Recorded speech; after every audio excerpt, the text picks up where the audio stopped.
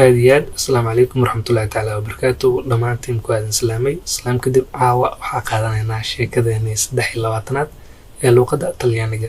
sheekadan waxay ku saabsan tahay ninkan halkan idinkaga muuqdo, waana sheeko aad iyo aad u xiiso badan. waxaynu ku bilaabanaydaa sida tan: mio padre Hector, aabahayga Hector ee un oomo waa nin molto responsibile, aad mas-uul u ah. joogsi non è cuoco keliya maahan cunto kariya, ma tutti i giorni laakiin maalmaha oo dhan ama maalin walba. prepara waxa uu ii diyaariyaa i miei piatti preferiti, raashinka midkaan ugu jeclahay. eragan preferiti prefer camal waaye. piatti-na waxaa waaye saxanka piatti garka loo yaqaan, laakiin right now saxankaas maahan, raashina loo yaqaana. okay, ama meal halfka cunid. okay, berke maxaa yeelay mi vuole molto bene, aad ayuu u jecel yahay.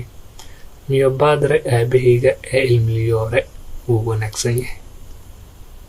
okay, marka la ku celinaa mio padre aabahayga Hector oo lagu magacaabo Hector ee un oomo waa nin molto responsibile, aad mas-uul u ah. non è cuoco keliya maahan cunto kariya, ma tutti i giorni laakiin maalmaha oo dhan ama maalin walbo. prepara waxa uu ii diyaariyaa i miei piatti preferiti, raashinka mid aan ugu jeclahay. berke maxaa yeelay mi vuole molto bene, aad ayuu i jecel yahay. okay, mio padre ee il migliore, aabahayga wuu wanaagsan yahay. aad iyo aad waxaan rajeynayaa inaad fahanteen. waa cashir iska fudud. okay, si caadi ah aqrinaa.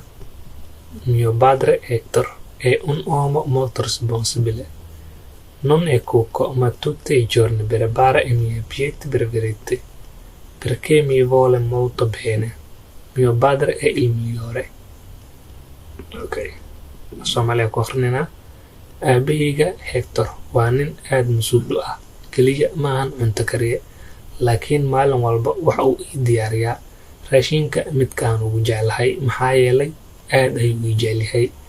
aabahayga waa uu wanaagsan yahay. aad iyo aad waxaan rajeynayaa inaad fahanteen.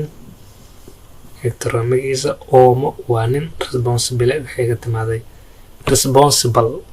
okay, english camal le waaye, mas-uul waaye. cuoco waa chief ama cunto kariye. okay, prepara english camal le waa prepare, diyaarin. piatti waa idin sheegay piatti aa loo yaqaana. okay, laakiin right now piatti saxanka piatti yarka loo yaqaano saas wareegsan oo mostly dulshada xalwada something like that la saarto aa piatti loo yaqaana, laakiin hadda maahan. okay, preferiti prefer camal waaye.